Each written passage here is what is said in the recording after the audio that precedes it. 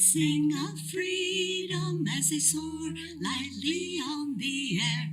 So may our hearts soar high above all curbs and cares. Mother, we thank you, your joy shines in everything. Open these channels that the world once more may sing.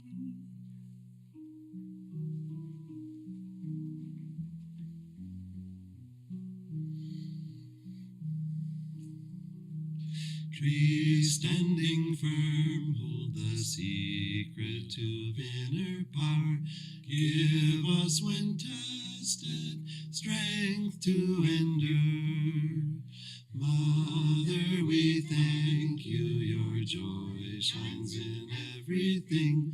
Open these channels that the world once more may sing.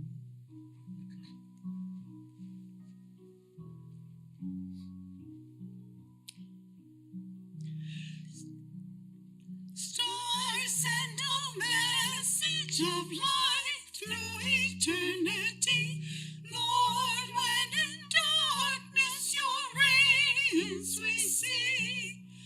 Mother, we thank you, your joy shines in everything. Open these channels that the world once more may sing.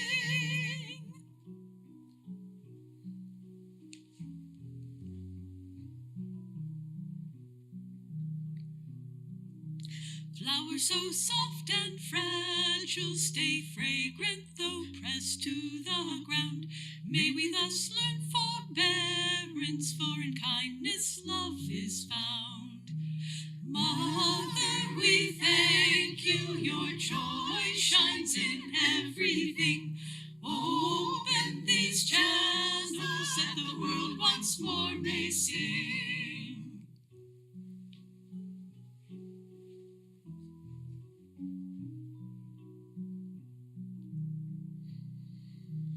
Mountains remote and still hint at higher worlds unseen. So may our lives be soaring and serene. Mother, we thank you, your joy shines in everything. Open these channels that the world once more may sing.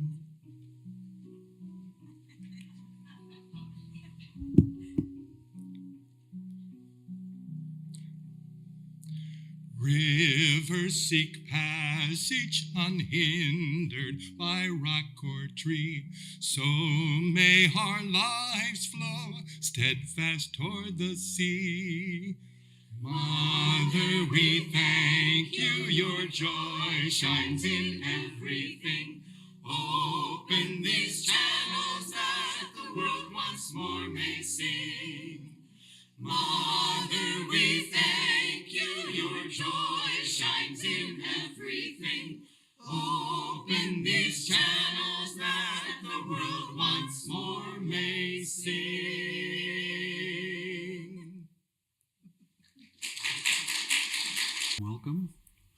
Welcome to those joining online also. I'm reading from Rays of the One Light. These are weekly commentaries on the Bible and Bhagavad Gita, written by Swami Kriya-yoga, based on the teachings of Paramhansa Yogananda. This week's topic: faith is a call to prayer, prayer is a call to faith. Truth is one and eternal. Realize oneness with it in your deathless self within. In the Gospel of St. Matthew, we read, "Ask, and it shall be given you. Seek, and ye shall find. Knock, and it shall be opened unto you. Verily I say unto you, if you have faith and doubt not, if ye shall say unto this mountain, Be thou removed, and be thou cast into the sea, it shall be done. And all things whatsoever ye shall ask in prayer, believing, ye shall receive." Paramhansa Yogananda showed by his own example that prayer is a power, provided we believe deeply in that power. When our thoughts and feelings are strongly focused and then united in growing awareness of the divine presence within, they can bring even seemingly unrealistic wishes to fulfillment. When Yogananda was in charge of his school in Ranchi, India, he took the boys on occasional outings to the surrounding countryside. There was a waterfall not far away, he told Swami Kriyananda, where I took them sometimes. It was dangerous to cross there, but I would cry out to the boys, "Do you believe in God?" "Yes," they would shout back enthusiastically, and so we always crossed in safety. Years later, after I'd gone to America, one of the teachers tried to do the same thing, but he lacked spiritual power. One of the boys slipped on a rock and was drowned. Thus the master explained, belief alone is not enough. It must be united to one pointed awareness, which leads to self-realization. The Bhagavad Gita underscores the necessity for such one-pointed concentration. Whenever the mind, fickle and restless, wanders off from its concentration, let the meditating yogi withdraw it resolutely, spurning every distraction, no matter how alluring, and bring it back again and again under the control of the self. Thus, through Holy Scripture, God has spoken to mankind. Om, Om, Om.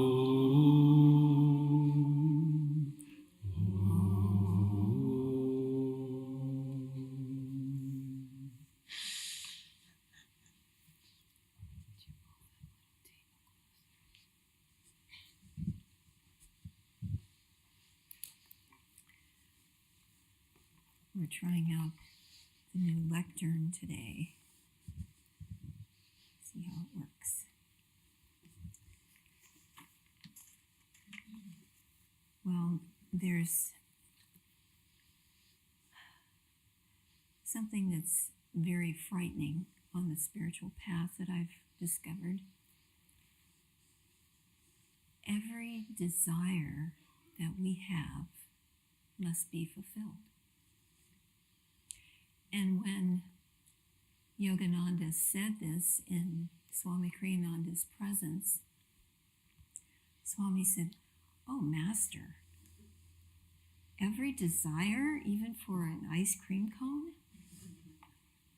And Master said, "Oh, yes, every desire." And there's something also very encouraging on the spiritual path that I've discovered, and that is that every desire must be fulfilled. So if we desire to be united with God, if we desire to understand the world and the universe and what is happening and why it's happening, and if we desire that, that desire must be fulfilled. Eventually, we will know. I remember as being a little kid, 3 or 4 years old, lying in bed at night, couldn't sleep, and I would see the car lights driving down the road, and they would make patterns on my wall. And I would think, is that an angel coming? And I would hope and hope and hope it was. And then I'd be really scared in case it was. Every desire must be fulfilled. If we desire to see angels, we will see them. The teachings say that the spiritual eye is a pathway. First, we see the blue ring, the golden ring, and then we go into the blue field, and finally, through our mind's eye, through the spiritual eye, we go through that star. And we see the reality of what is. We think this reality, which is so mundane, is all there is. It's like Yogananda said, this physical world is like a balloon underneath the astral world and the causal world. We have a lot more to discover. There's a lot more to learn, a lot more to experience than just this little cage of the body. So, if we want to be free of this reality, of this bundle of bones that causes us nothing but trouble, we should fix our minds on God. And just like this reading says, every time we try to meditate, and I can't tell you how many times I've remembered this little scripture, resolutely draw the mind back, even though it wants to go everywhere, anywhere, except where you're pointing it at the spiritual eye. Resolutely draw it back. I sometimes think the mind is like a little child, and I am the mother saying, don't pay attention to the store windows. I know they're very exciting, but we're trying to meet Dad, okay? So come with me and try to inspire that little child of my mind to focus on what we really want, to be united with the Father again, to feel that kind of bliss that puts all of the earthly pleasures to shame. There's a little story that Swami used to tell about a farmer who had a friend from the city, and the friend would visit him sometimes. And this one day, the farmer brought out his favorite cheese. He was going to wow his friend with how wonderful this was. And it was just stale, crummy cheese. And his friend tasted it. It was like, oh, that's very nice. Here's some cake I brought from the city. And the farmer couldn't believe how exquisite this taste was. And that's what we're all doing. We're living on stale cheese when there's divine nectar to be had. So what this reading is telling us is that we need to develop spiritual power, not only for our prayers to be answered, to be able to pray with power that changes lives, but power that changes our own being, so that we realize who we really are. I was reminded of a beautiful story. Been reading a lot about St. Francis and St. Clare. And Clare, after she ran away from her wealthy family, I love this part. All the doors were locked in her house. And there's one little door that stood up high on the wall, was only used when someone died. So they went feet first through this little door. And it was always locked. And there were, it had been some years since anyone had passed away in her family, so there were household things scattered around in front of the door. But she snuck down in the middle of the night, quietly moved everything away, and then she tried to open the door, and it stuck. She used all of her might. She couldn't get the darn lock to move. And then she stopped, and she prayed, Lord, if this is your will, help me move the lock. And of course, slid open, and she went through the door of the dead. Being dead to the world, that's what nuns would say when they entered the convent. And I've respect for the poverty level of St. Francis's mission. The monks and nuns didn't even wear shoes, so Claire was walking around barefoot in the middle of winter. But they denied the world to the point where they had no possessions. And I'm starting to see the value in that, as I would like to do a yard sale for my house. But the idea of it is our yogic idea of non-attachment.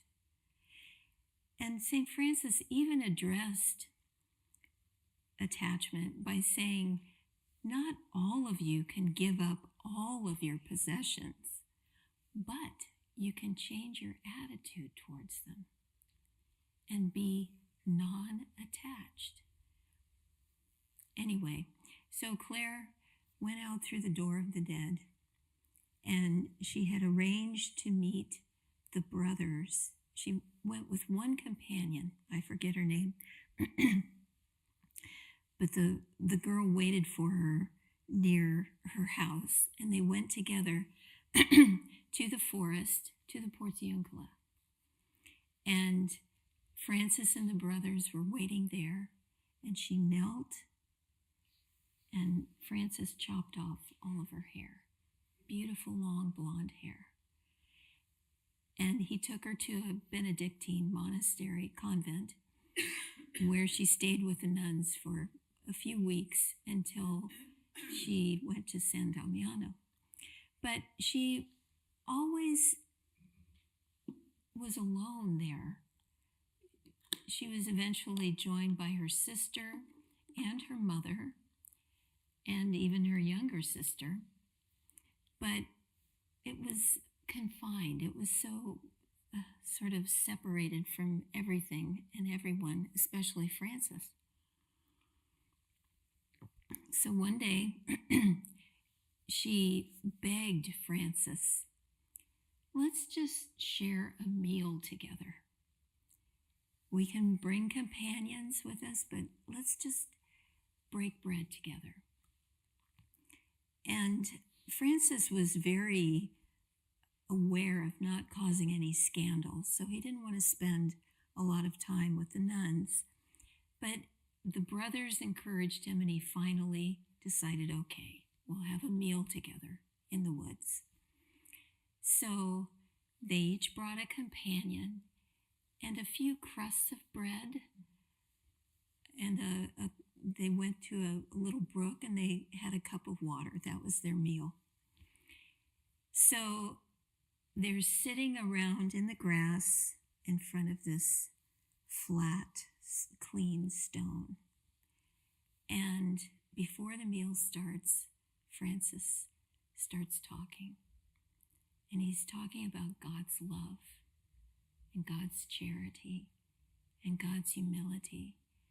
How God humbled himself to be in a little wafer of bread to offer to his disciples.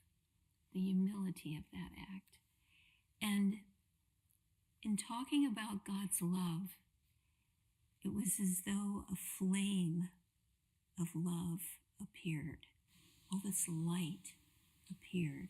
And as Francis talked, more and more light encircled them, and then went out farther and farther. Even the birds became still. The brook stopped babbling. Everything was still. And this great light surrounded them all at the Portiuncula. And people in Assisi thought there was a forest fire. So they came running from all directions. They came running to try to put out the fire in the forest. And as they got closer, they realized there was no fire except the fire that surrounded this immaterial, ethereal light that surrounded Francis and Claire and their companions. And so, as they got closer, they grew silent too. And the whole scene was perfectly still. Francis had stopped talking, and the light slowly diminished. And the birds started singing again, and the brook started babbling. And all the people who had come to put out the fire very quietly retreated, very respectfully retreated. So that is spiritual power. That is how we can be one with God in this world. And to do that, to have that spiritual power, for one thing, we can't have any negativity anywhere around us. Don't create any negativity from anyone. One of the great sayings of St. Francis that I came across is, the way to truly love people is to never demand that they become better Christians. Think about that. Isn't that great? Never think of someone and think, they'd be great if they just would stop this annoying habit they have. Or if they would really live the teachings, they'd be better people. No. Love people. In fact, I'll just close with this, that the way to have spiritual power, to grow spiritual power, is to think about what really is important in life, which the scriptures tell us is very simple. Love people and alleviate suffering in this world. Do everything you can. Don't worry about people being imperfect. Look in the mirror. Just love them. And do everything you can to alleviate suffering. We're in this world to give and to learn about love. There's nothing else. Well, I didn't use the lectern, but anyway.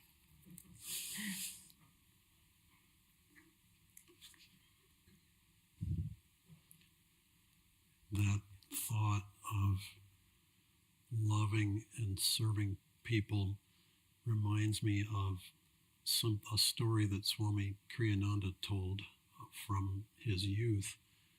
He had a cousin who was very dear to him, and she wrote him once saying that she wanted to go into the medical field because she wanted to alleviate suffering.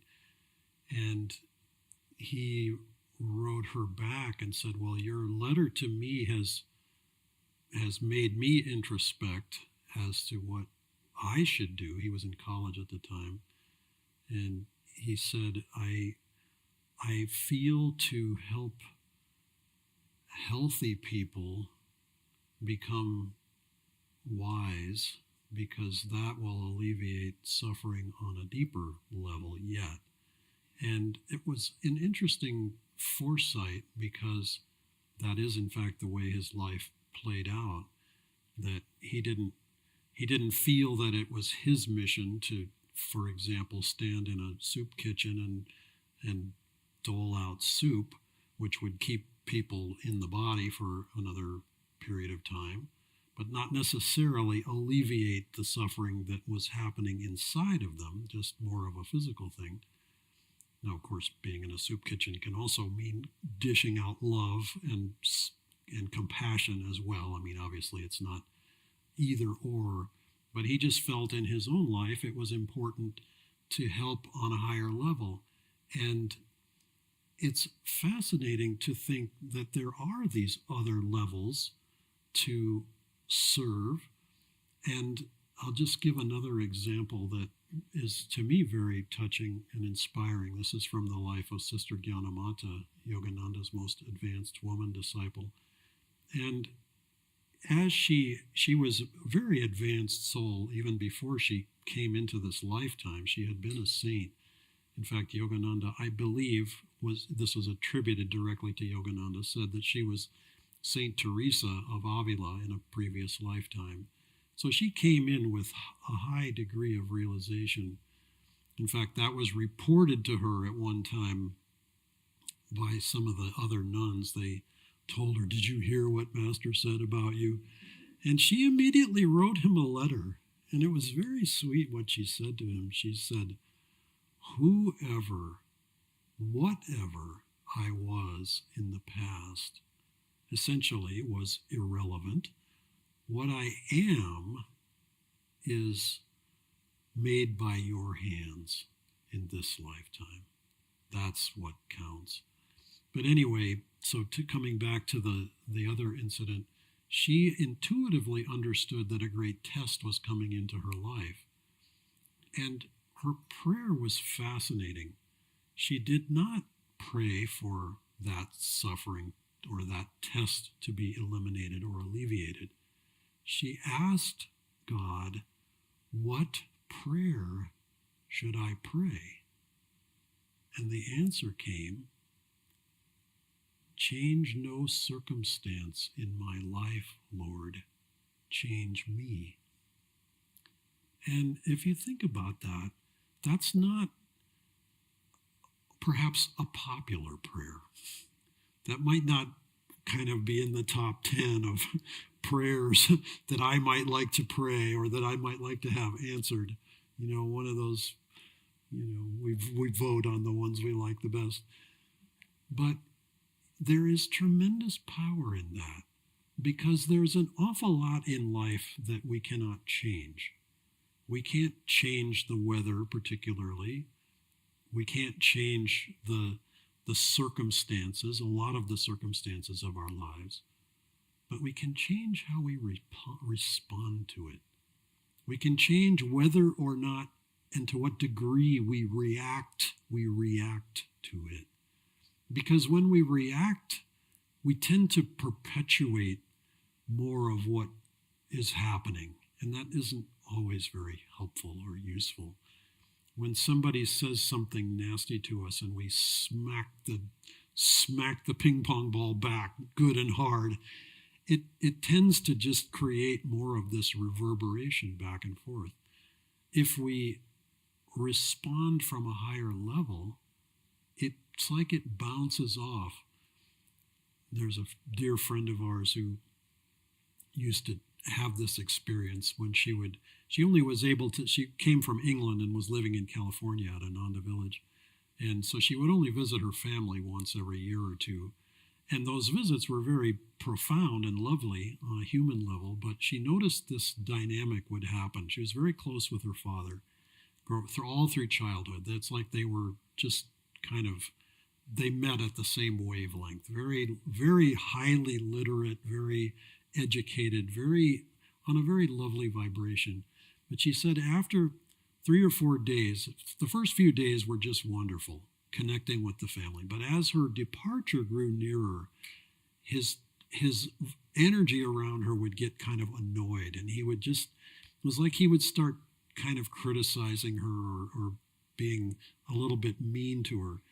And she realized that what was happening is he didn't want her to go. And that was his way of expressing it. He just was like,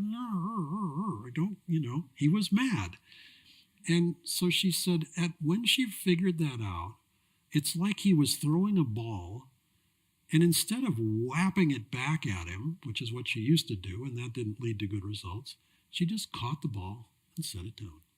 It was like, okay, we're not going to talk about that each time. And it would happen several times. And then finally it just stopped. It was like, okay. It's like he could acknowledge, well, I don't want you to go, but I guess you're going to have to go, so that's what it is. So often in life, the circumstances that come to us represent a challenge to whatever we think we are, or whatever we think we're supposed to be, or whatever we wish we weren't. And if we just sort of bat it away. It's like we miss the chance to understand, oh, why is this coming? And what can I do about it? And the readings today are very powerful in this regard because the power of our words matter. What we say matters. What comes out matters because it's an affirmation. In a sense, it's a vow in a way. We had Kriya initiation last night, and there's a vow of practicing Kriya, and it has a certain power to it. But all of our words have a power to them if we have commitment to them. And we have to learn that. And we observed this with Swami, that he was very cautious about what he would say. He didn't just spray words out randomly. It's like it meant something. I was sharing with a couple of people earlier this sort of silly example, but back in the 90s, this little phrase started going around, and it kind of caught at Ananda a little bit because we were challenged with lawsuits and so forth. And the phrase was, no good deed goes unpunished. And it was like, yeah, you just, because you would see, you're trying your best, you're very sincere, but what does life give you? Lots of challenges. And so I trotted this out. In India one time, something went sideways. And I, among many things that went sideways, but I trotted this out. Well, no good deed goes unpunished. And Swami sort of wrinkled his nose, and it was like, that's not quite right. He said, no good deed goes unchallenged. And it was like, oh, that's because life, God, the universe, master, however you want to think of this, in whatever terms you want to think of it, is trying to say, okay, is that real? Do you believe it? You did something good, fine, that's very well. But are you going to put a foundation under it? Or are you going to just sort of leave it? You planted the seed, or you planted the little seedling. Are you going to water it? Are you going to care for it? Are you going to give it attention? Or are you going to walk away and forget about it? And that part is the challenging part. Because we think, oh, well, I did something good. Surely that should count for something. And the universe says, well, fine, but prove it now. Prove it. Don't just say it, prove it, live by it. And Swami, in his own life, if he said, I'm going to get a newspaper, and he even extended this to, if I think to myself, I'm going to get a newspaper, even if I didn't say it out loud, if I just have that thought, I'm going to get a newspaper today. And even if someone else brought the newspaper or the news came in some other way, he said, I would still go and buy the newspaper just because I said it or I thought it and I made that commitment. And that's how, so if you go back to the little line in the Bible, if you say unto that hill, be thou cast into the sea, and you say that believing, it would be done. Well, obviously, the trick is to say it believing, because you can say you can look at that hill and think, I don't really like that hill, and I wish it would be going into the sea. And it doesn't go anywhere. But that believing part has to be energetic. And when it is, yes, mountains can be moved and miracles can be done, and they are done. But it has this way of taking everything that we have to focus on it. With nothing else, there is no other distraction, there's no other anything. And when we do that, then it's the most natural thing in the world. It's like, well, yeah. I mean, we don't pray that the lights will come on when we flick the switch. We assume that they bloody well will come on just because that's how the thing works. It's no different. It's just that it's on a higher level. It's on a level that we haven't experienced. And Swami just said, take one step. Take one step beyond your own experience. In the little reading that he shared about the master describing this other teacher who took the boys across the stream, or tried to take the boys across the stream. Same thing, was like, oh, well, master could do it, so I can do it. Do you believe in God? Yes, we believe in God. Well, and one of the kids falls down. Well, what's the difference? It was too many steps beyond his experience.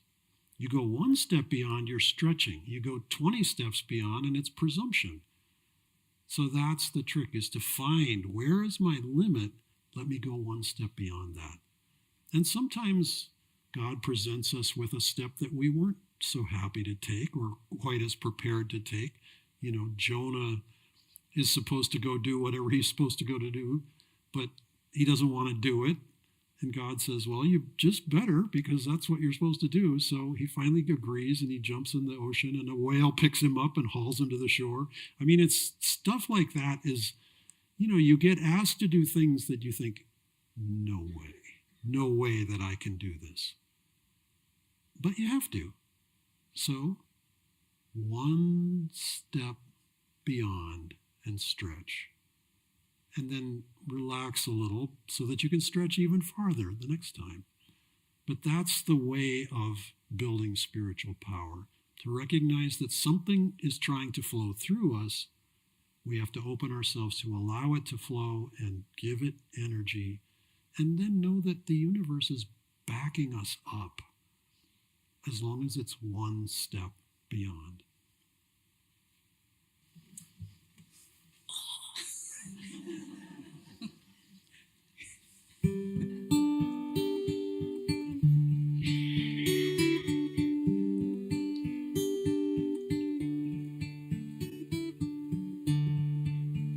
Keep calling him. Keep calling him. Keep calling him. He replies or not. Keep calling him. In the temple of unceasing prayer, believe that he's approaching there, and call to him. Keep calling him. Thou dost know I'm praying, Lord. You know I love no other. I'll speak not, nor ask when to expect from you an answer. You know my heart. I'll call to thee again. Keep calling him. Keep calling him. Whether he replies or not, keep calling him. I'll wash thy feet of silence with the waters of my tears. The altar of my soul will be empty till thou comest. I'll wait for thee, no matter days or years. Keep calling him. Keep calling him. Whether he replies or not, keep calling him. In the center of my heart, I have a mystic throne for thee. The candles of my joys, what is burning now in hope, awaiting thy my coming, though it be eternity.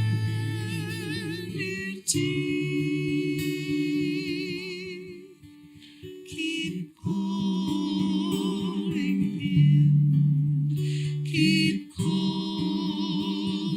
him, whether he replies or not, keep calling him. Even when there's no reply, never let your longing die, and call to him, keep calling him. Remain persistent, undepressed, through dark and seeming silence. If in the midst of life, disease, and death you play the dancer, yet keep calling him, you will receive his answer. Keep calling him, keep calling him, keep